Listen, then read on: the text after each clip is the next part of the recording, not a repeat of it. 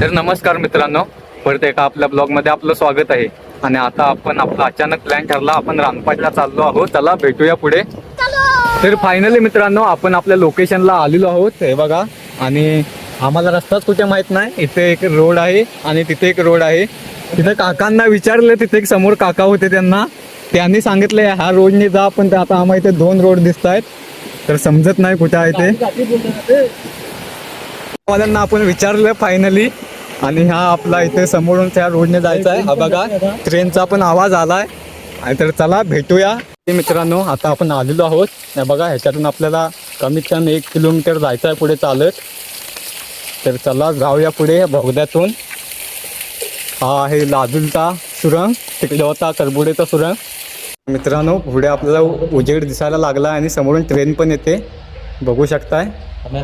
बोगद्यात आहे आता आपण लाजूलच्या सुरंगमध्ये. हे बघा माझ्यासोबत 2 जण, आणि ही ट्रेन येते समोरून, बघू शकताय.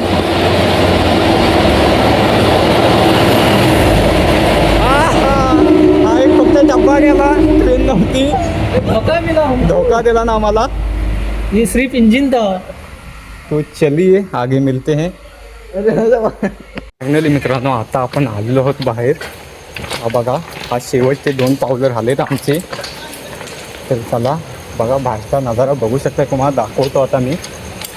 तर फायनली मित्रांनो आपण आपल्या लोकेशनला आलेलो आहोत. आणि हे बघा आपलं लोकेशन एकदम सुंदर, रानपाटचा धबधबा बघू शकताय तुम्ही. तर इथे चालू आहे, तर जाऊया पुढे. ते भिजाय होतंय पूर्ण.